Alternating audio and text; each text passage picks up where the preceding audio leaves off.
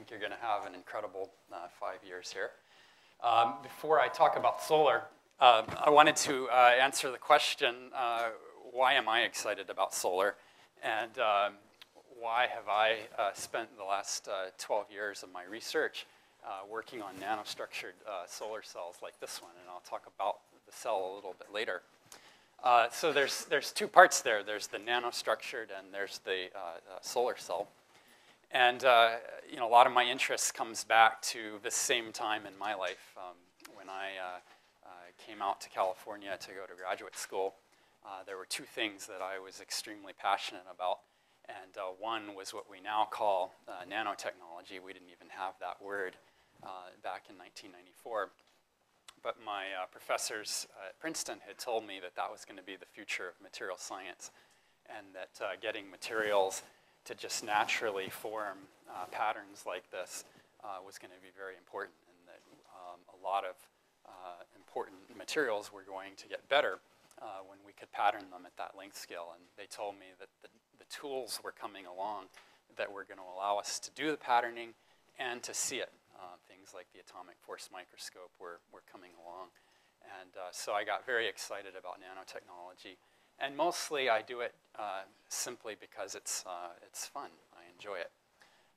And then the other thing I was passionate about, and the reason that I didn't even consider schools on the East Coast, is that I love to climb mountains. And I had been waiting for many years to get out where the real mountains were. And I spent my summer before I came to California climbing mountains. And I had just dreamed for years of seeing a glacier, and this is one of the first glaciers that I ever went on. And we would go and put ice screws into the glacier there, and then lower each other down into these crevasses, and we would go about 100 feet down, and then climb back out with our ice tools and crampons. It was one of the coolest things that I have ever done, and one of my biggest regrets is that I didn't take a camera down into the crevasse with me. And I've always dreamed that I would go back to that spot and you know, take my children when they were grown up and climb down in there. And now the sad fact is that, you know, if I go back there in 20 years, it's probably not going to be there. I mean, this is the end of the glacier, and it's probably going to be a pile of rocks right there. And so, you know, all of my time in the mountains has, you know, really motivated me to protect these places and to know that, you know, our drinking water in many cases comes from the snow that melts off during the summer. So, so why do I work on solar? It's important. Nanotechnology because it's fun. Solar because it's important. And you wouldn't be here if you didn't think that energy was important. And I think what a lot of you need to do over the next year is refine your choice. And you know, you need to figure out, to some extent you already have by choosing a department. But you know, you need to figure out what's fun for you. And if making solar cells is fun, do that. And if making batteries is fun, do that.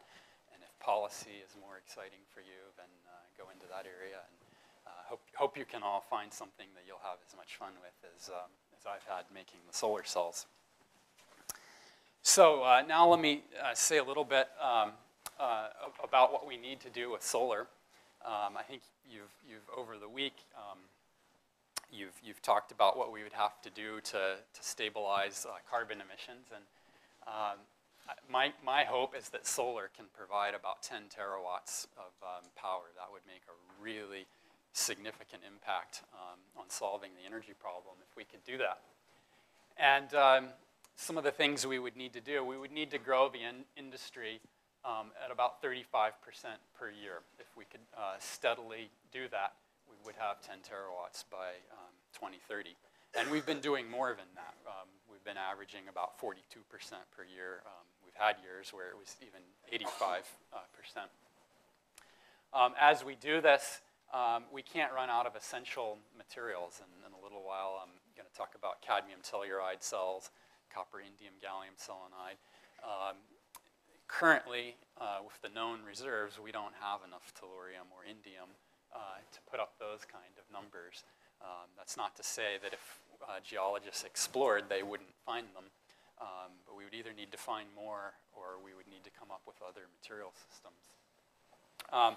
Another thing that's kind of interesting, the whole process, it not only needs to be cheap enough to compete with other technologies, but the companies have to make enough money in 2 years so that they can go and double their factory size. Because there will come a point at which the banks can't finance the growth. And to grow fast enough to get up there, you have to make enough money to be building more factories. And in a similar thought, if your energy payback is not less than 2 years, then you are using more energy to build the factories than you're getting from the solar cells that you've already built. And so you wouldn't actually reduce carbon emissions until after the ramp up and until after you've built up all the factories. Fortunately, I'm going to show you a technology that's already out there where the energy payback time is only 3/4 of a year. And First Solar is able to do both of these things. So a question that people love to ask me is when will solar be cheap enough to compete with other sources? Another way people say that is when will it achieve grid parity? There isn't a real simple answer to that question, and the reason is that the price of power varies a lot depending on where you are. In Italy, it's over 30 cents per kilowatt hour, but there are places in China where it's quite low. In the United States, it's very cheap up near Seattle because they have so much rain and they have hydroelectric. So it depends where you are.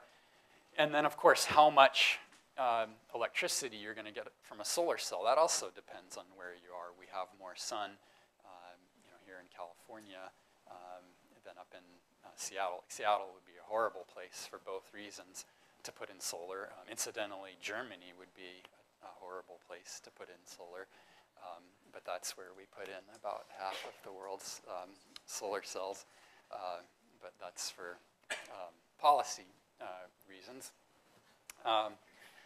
So there's a variance, and in Italy, if you can install at, if you have $6 per watt installation, you're at grid parity, and we have that. So we're already at grid parity there.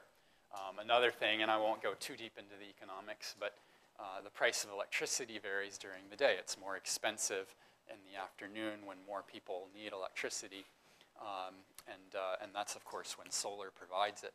So it already makes sense, actually, in California as well to install solar. And as the costs go lower, it's going to make sense in more and more markets to install solar, and it'll make sense to do a larger and larger fraction with solar. So I'm going to go through some of the important technologies. The one that dominates the industry right now is crystalline silicon, and this is a wafer right here, and a lot of people call this first generation. It's made with a big crystal of silicon, and then they saw it and polish it, and the whole thing, it's just one crystal. And things the industry is doing is making it thinner and thinner. You can actually bend this thing a little bit. You have to be pretty careful with it, or it'll break. The world record is 25% efficiency, so they're very efficient.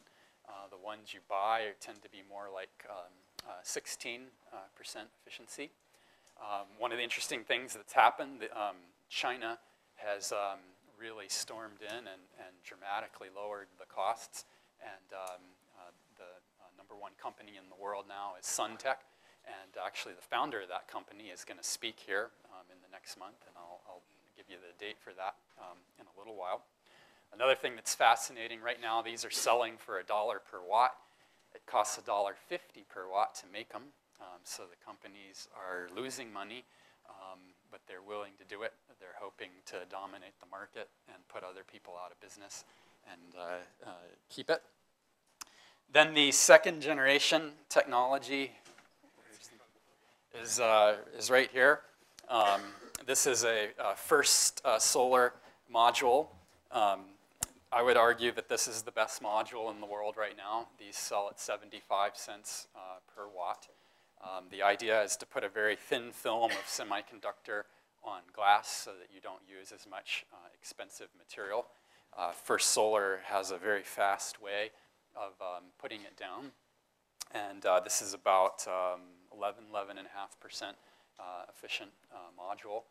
And so this technology is doing extremely well. The only reason that I think that this may not be the winner 10 or 15 years down the road is that the installation costs drop as the efficiency goes up because the panels get smaller. And so it would be nice to go over, say, 20% efficiency. And there's tellurium in here, and I'm not convinced that there's enough tellurium out there. So there's another technology similar to this, copper, indium, gallium selenide, and I think you'll see companies like Nanosolar and Mia Sole ramp up very, very soon with a product that will be just as cheap and more efficient. It will be like 13–14% efficient.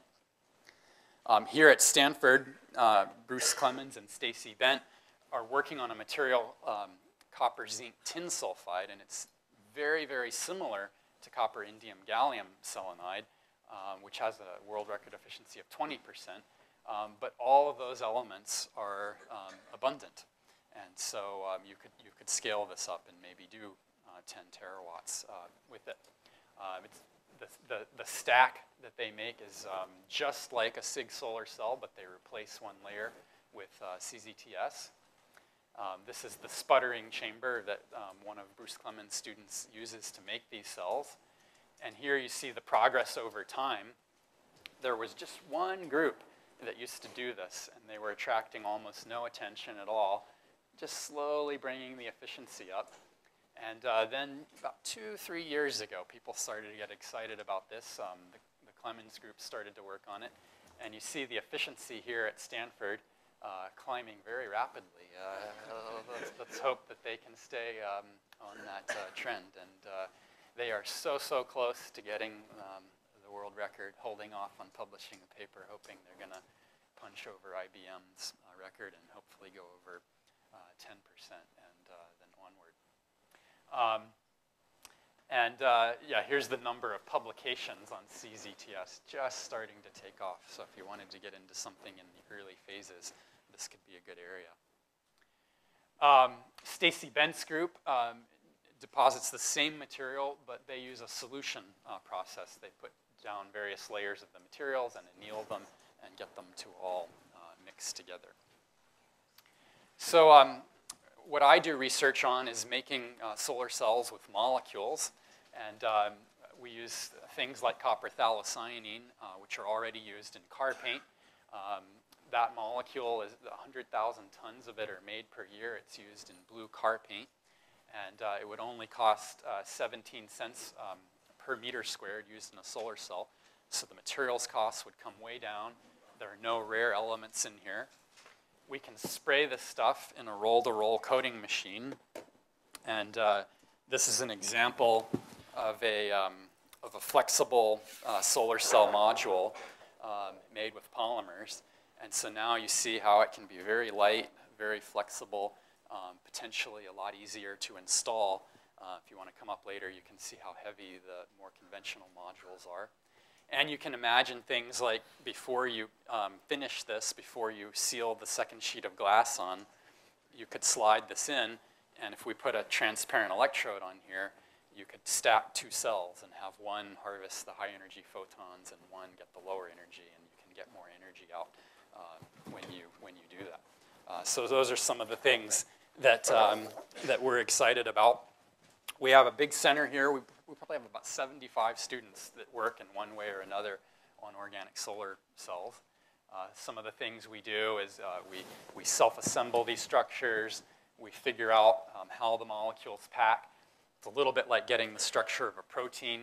We do X-ray diffraction, and we figure out exactly how all the molecules are packing and how that affects various properties. So let me tell you about some of the opportunities that you'll have here. We have a special series coming up in the energy seminar, and I think it's going to be really spectacular.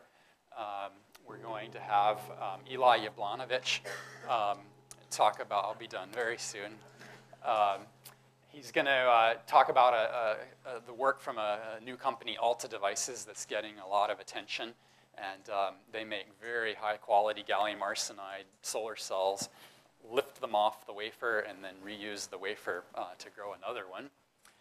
Then we have Alan Goodrich coming from NREL, and he's going to talk about the cost modeling, which is very important in the solar industry.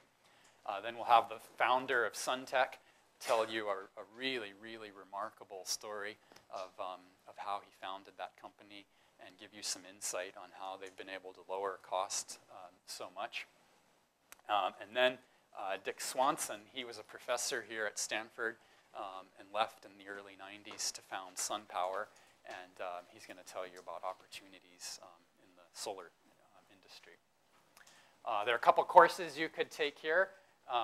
The first one by Bruce Clemens is a little bit broader on solar cells, fuel cells, and batteries. I would say if you're going to do solar cell research, you could just go straight in to my course on solar cells. But if solar cells is not your main thing, and you're maybe not in material science, and you wanted to get all three technologies in one, then that course could be a really good one. And last slide, there is a list of names and people who do research on solar on my website. And so if you just Google my name and go on my website, you'll find there are about 20 people at Stanford working on solar cells. And with that, I will hand it over to Toby.